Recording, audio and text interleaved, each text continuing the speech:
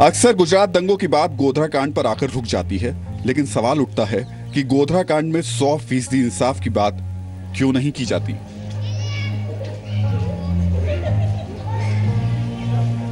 क्यों मीडिया का कोई बुद्धिजीवी वर्ग या बड़ा पत्रकार गोधरा कांड में मारे गए निर्दोष लोगों के परिवार वालों की फिक्र नहीं करता?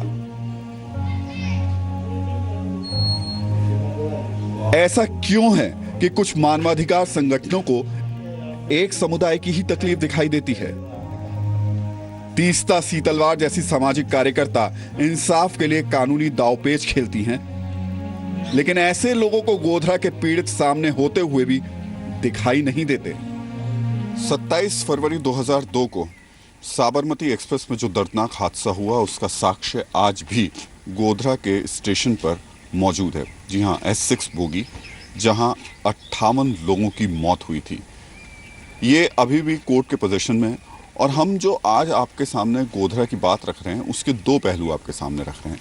एक, आपको बता रहे हैं कि क्या हुआ, कैसे हुआ, लेकिन वो सब कुछ जो कोर्ट में कहा गया है, जो कोर्ट में साक्ष्य दिए गए हैं और कोर्ट ने जो फैसला बताया है, उसके दस्तावेजों के आधार पर एक एक चीज़ हम आपके सामने रख रहे हैं।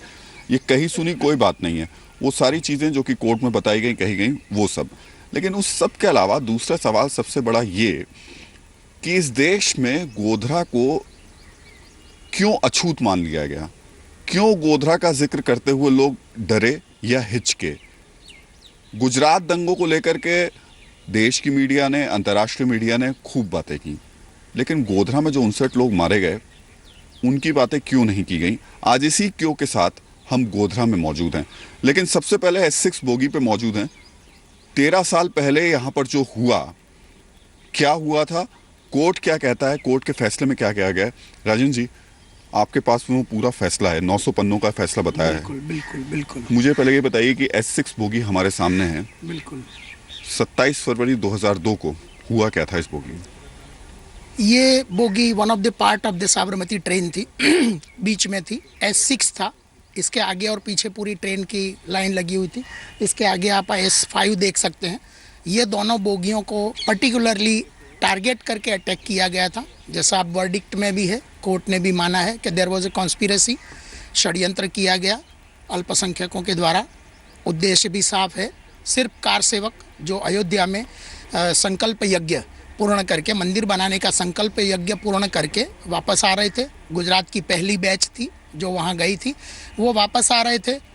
उन लोगों को अटैक करना और पूरा जो एक संकल्प यज्ञ की जो शुरुआत की गई थी कि पूरे हिंदुस्तान के हिंदू लोग जिनकी आस्था है राम मंदिर बनाने में, वो लोग वहाँ जाएंगे, संकल्प करेंगे, सरयू नदी में स्नान करेंगे और पूजा पाठ करके वापस आएंगे। वो पूरा एक कार्यक्रम की जो शुरुआत हुई थी, वो शुरुआत के ही दिन थे जहाँ जब सबसे पहली बैच यहाँ से कार सेवकों की गई थी।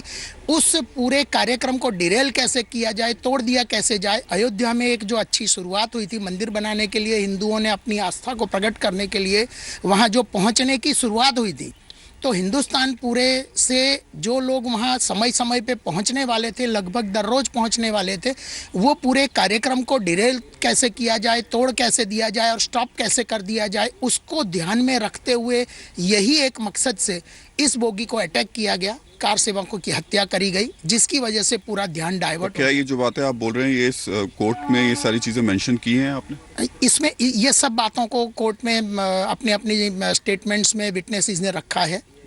कोर्ट ने कुछ माना, कुछ नहीं माना है, ये कोर्ट का अधिकार है। हालांकि मैटर अभी ऑनरेबल हाई कोर्ट में अपील। चलिए, अब जो हुआ, जो इंसिडेंट था, एक बार पहले वो बता दीजिए क्या था जो कोर्ट में बताया गया और कोर्ट ने माना जिसको। ये बोगी के अंदर इट वाज ओवर क्राउडेड। 100 से ज़्यादा कार सेवक और अन्य पैसेंजर यहाँ थे, रिजर्व्ड पैसेंजर भी अंदर थे और कार सेवक भी थे। चूँकि ट्रेनों की व्यवस्था में रिजर्वेशन वगैरह नहीं मिलता है और यात्रियों को परेशानी होती है, इसलिए जो अवेलेबल बोगी होती है उसमें यात्रा करता है। यह कुछ मजबूरी भी है, कानूनी गैर कानूनी अलग बात है, पर वो मजबूरी है। उस प्रकार से ओवर क्राउडेड हो गए 100 से ज़्यादा पैसेंजर, जिसमें कार सेवक भी थे, महिलाएं थी, बच्चे थे, बूढ़े थे, जवान थे, सब कोई थे और साथ ही साथ पैसेंजर्स भी थे। वो लोग इसी में यात्रा कर रहे थे। इस बोगी में बैठ के वो गोधरा रेलवे स्टेशन पे आए।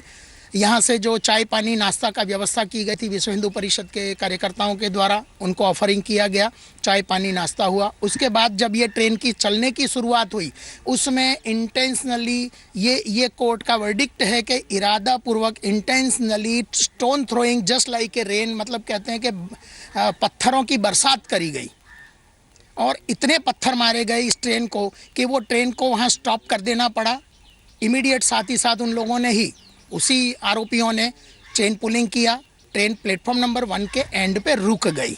रुक जाने के बाद उसको, जैसे चेन पुलिंग होती है तो technical aspect of the train और इंजीनियरिंग डिपार्टमेंट होता है, उसको ओके किया गया, ट्रेन को वापस जाने के लिए रेगुलर किया गया। ट्रेन ने अपनी यात्रा शुरू की। उस समय भी स्टोन थ्रोइंग कंटिन्यू चालू था, परंतु जहां 2000 लोग स्टोन थ्रोइंग कर रहे थे तो पुलिस पर्सनल इतना तो होता नहीं है रेलवे स्टेशन पे, वो बियॉन्ड कंट्रोल स्टोन थ्रोइंग वगैरह होता रहा। फिर भी ट्रेन को स्टार्ट कर दिया गया। राम सेवक और कार सेवक जो थे, बजरंग दल के लोग थे, उन सब ने यह तय किया कि हमारे साथ महिलाएं हैं, हमारे साथ बच्चे हैं, उनका प्रोटेक्शन करना ज़्यादा ज़रूरी है, इसलिए यात्रा को यहाँ से शुरू कर दिया जाए। ट्रेन जैसे ही ये बोगी की शुरुआत हुई उसका लगभग आधा किलोमीटर जाने के बाद सेकंड चेन पुलिंग हुआ।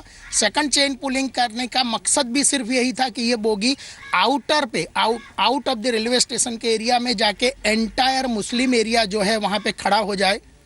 अगल बगल की मस्जिदों से जो कॉल किए गए, रिकॉर्ड की बात है, इस्लाम खतरे में है वगैरह सेंटेंस बोले गए और मुस्लिम जो लोग थे 2-5 हज़ार की संख्या में, अनगिनत संख्या में आए। उन्होंने फिर से स्टोन थ्रोइंग शुरू किया।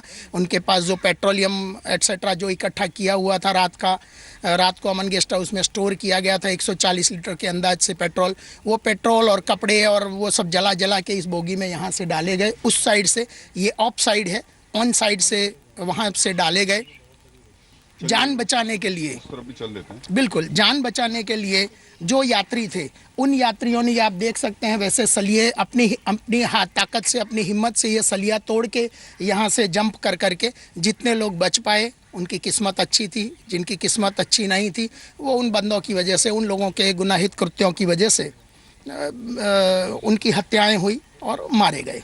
ये जो गेट थे, ये गेट बार कई तरीके की बात कही जाती है कि अंदर से बंद कर दिए गए थे या फिर बाहर से बंद किए गए थे तो तार से बंद कर दिए गए थे। कोर्ट में क्या माना है, कोर्ट ने क्या कहा है इसको लेकर? कोर्ट में जो स्टेटमेंट्स ऑफ द विटनेसेस, जो साक्ष्य है, उन लोगों ने अपनी जो सही बात बताई है और कोर्ट ने भी उस बात को सही माना है। और जो प्रूव हो चुका है कि ये जो चारों दरवाजे थे इस बोगी के पर्टिकुलरली, इसके अलावा S5 के जो 4 दरवाजा थे, परंतु पर्टिकुलरली इस S6 बोगी के 4 दरवाजा को बाहर से तार से बांध दिया गया। अच्छा, उस तरफ वो तार कुछ लगा हुआ भी, अगर हम दिखाना चाहें एक बार तो। लेकिन अब हम एक बात फिर साफ कर दें कि हम जो बता रहे हैं, जो चीज़ें बता रहे हैं, एक तो राजेंद्र तिवारी जी खुद पब्लिक प्रोसिक्यूटर रहे हैं इस मामले में, और दूसरी चीज़ ये कि जो भी बात कर रहे हैं वो बिल्कुल जो कोर्ट ने कहा है, एक एक शब्द वो कह रहे हैं, अपनी तरफ से कोई कही सुनी बात नहीं। लोगों ने जो कह रहे हैं या जो लोग बोलते हैं वो कोई बात नहीं है।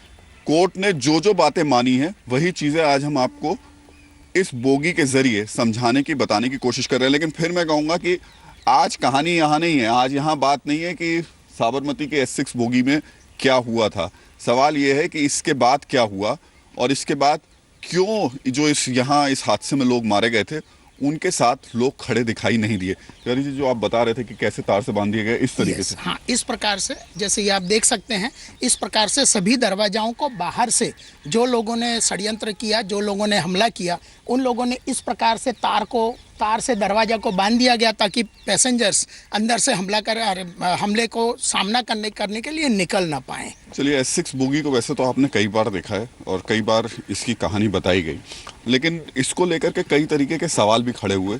सवाल इसको लेकर के भी खड़े किए गए कि पेट्रोल अंदर था और अंदर से ही आग लगी। लोग इस बात को लेकर के सवाल खड़े करते रहे कि बोगी ऊपर होती है और पेट्रोल को आखिर कैसे इतने ऊपर तक फेंका जा सकता है। देखिए, अब हम जो आज आपके सामने गोधरा की तस्वीर रख रहे हैं, ये सब बातें बड़ी बेमानी हो जाती हैं, कहना सुनना कि पेट्रोल अंदर था या बाहर था, आग लगाई गई, किस तरीके से लगाई गई, क्या हुआ, पुरानी बातें हैं और करना कहने सुनने से कोई फ़र्क पड़ता नहीं है। हमारा सवाल आज यहाँ खड़े होकर के सिर्फ ये समझने का है कि आखिर क्यों गोधरा में जो 59 लोग मारे गए उनका जिक्र इस देश में नहीं किया जाता, या फिर उनको अछूत क्यों मान लिया जाता है। गुजरात दंगों को लेकर के हर कोई बात करता है, बहुत सारे लोगों के नाम गुजरात दंगों के बाद देश ने सुने, कई चेहरे बन गए। तीस्ता सीतलवार उसमें से एक चेहरा है। हम गोधरा पहुंच करके ये ढूंढना चाहते हैं कि क्या गोधरा में मारे गए लोगों के लिए कोई तीस्ता सीतलवार खड़ी हुई, और अगर नहीं खड़ी हुई तो उसके पीछे की वजह क्या है। हालांकि ऐसा भी नहीं कि गोधरा कांड के दोषियों पर कार्रवाई नहीं हुई, लेकिन दुख इस बात का है कि 14 साल बीत जाने के बाद भी गोधरा कांड के कई आरोपी फरार हैं, और इनकी तस्वीरें ना तो कभी आपने देश के बड़े बड़े अखबारों में देखी होंगी और ना ही टीवी चैनल्स के स्क्रीन पर। सवाल है कि अगर यही होता है तो आखिर यही होता क्यों है। अच्छा, ये सब बातें इलेक्ट्रॉनिक्स मीडिया के लिए है। इलेक्ट्रॉनिक मीडिया ने जो गोधरा कांड हुआ जिसमें 57 कार सेवक मारे गए, उनका नहीं बताते, लेकिन उसके बाद जो हुआ वो बताते हैं। तो ये बहुत बड़ी दुख की बात है कि मीडिया वाला ने ये भी बताना चाहिए कि जो कार सेवक 57 मर गए, उनका जो रिलेटिव्स है उनका भी इंटरव्यू लेके उनको बताना चाहिए।